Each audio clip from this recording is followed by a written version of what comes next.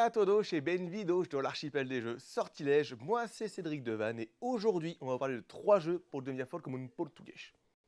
Bon, c'est un peu caricatural tout ça, mais au-delà de ça, ce peuple est connu pour ses constructions, son accueil et son franc-parler. Mais il se démarque aussi par rapport à ces jeux bien construits qui sont aussi élégants que simples. Allez, on répond à l'appel, on va piocher notre sélection et on trouve notre premier jeu, Azul. Azul, inspiré des carreaux de faïence, les azulejos, et comme vous pouvez en douter, est un très beau jeu qui met à l'honneur l'architecture royale portugaise. Ah bah comme par hasard, un jeu portugais qui parle de murs. Il n'y a pas que ça. Azul met en avant l'un des aspects les plus connus du Portugal sans forcément tomber dans les clichés. Dans Azul, nous allons donc collectionner les petits carreaux de faïence, les azulejos, afin de refaire le mur du palais royal. Le jeu s'adapte par rapport au niveau des joueurs et surtout par rapport au nombre de personnes autour de la table. Vous l'avez bien donc compris, la partie est facile à prendre en main, articulée de 3 manières différentes. La première, la phase de préparation, on va chacun devoir sélectionner des petits carreaux. La deuxième, les envoyer sur la phase de préparation. Et la troisième, les envoyer seulement si la ligne est complète sur le mur du palais royal.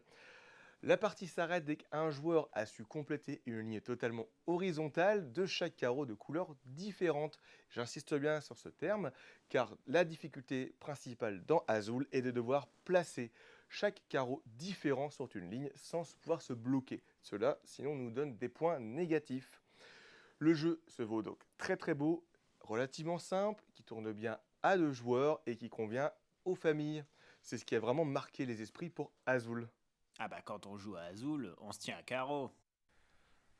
Parar agora.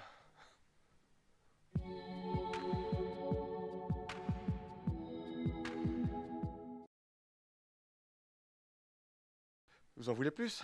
Eh bah, je vous sers le café.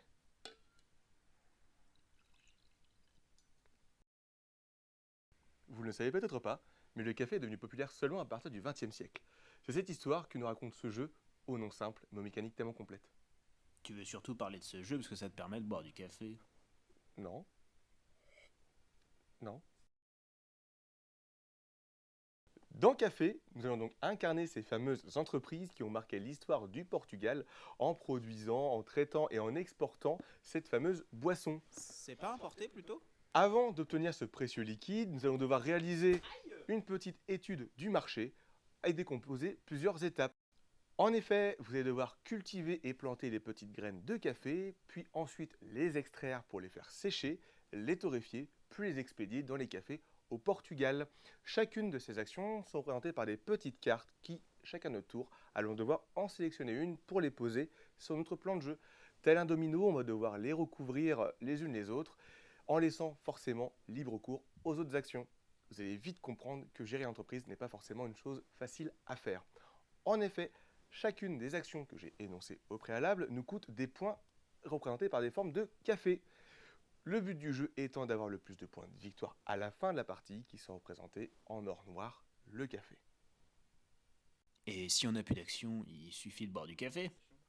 Justement, c'est là où repose toute l'essence du jeu. La clé pour un bon café est de bien prioriser. Ça marche avec du décaféiné? Je suppose, oui, peut-être. J'aime pas le déca.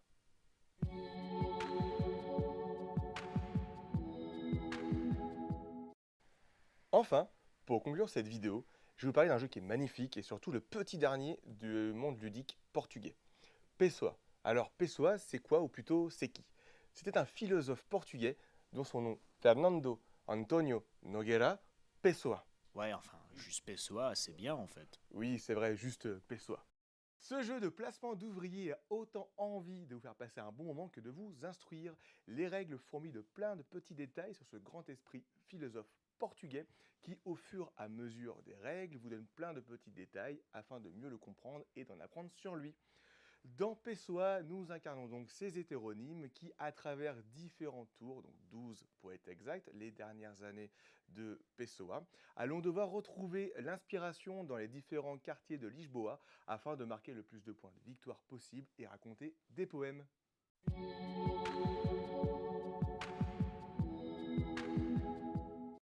C'est déjà la fin de cette vidéo. On espère que ce tour d'horizon du Portugal vous aura fait l'effet d'un beau voyage dans ce si beau pays.